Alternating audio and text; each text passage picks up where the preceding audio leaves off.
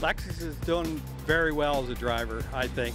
She has more experience than I think you guys realize. She's been in a funny car, I believe, for 3 or 4 seasons now. She's a very good listener.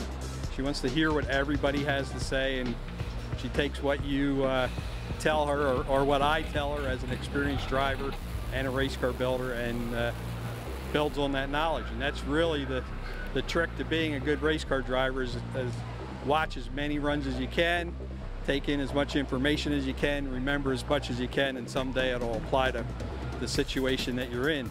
And I'm sure that her previous runs helped her when she got in a situation where she did crash the car.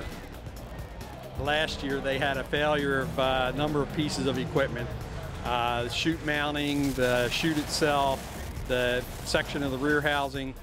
It was just kind of a perfect storm, so to speak, and she ended up in the net. But due to a catastrophe 2 years ago, the net and the sand trap and everything was a lot better, a lot safer, stopped the car at well over 100 miles an hour, and she got out of the car in one piece and unhurt. A couple of little bruises, and the race car took all the abuse.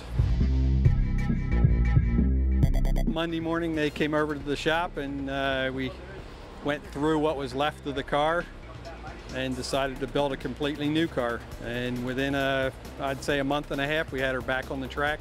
Brand new car, new body, everything new, ready to go. And we took her to a local track and did some testing, and then they were off to the US Nationals, I believe, was the next race. After her qualifying run, they put the chutes out. There's a lot of turbulence behind the car, which makes the chutes swirl around. And from what I could see, it hooked the shroud lines under the wheelie bar, picked the back of the car up, or attempted to, and bent the wheelie bar in the process. So it bent the wheel probably a foot and a half off center and up. When I got here, they had another wheelie bar out and were thinking they were going to put that on the car, but it was it's a different design. It's 2 foot shorter than the one that's on the car, and that makes a tremendous difference in the setup of the car. So I just took the bent one and straightened it out, put it back on the car. We used the hydraulic press that they had, or you could call it the trailer lift, whichever you prefer, and a couple of blocks of wood and patience.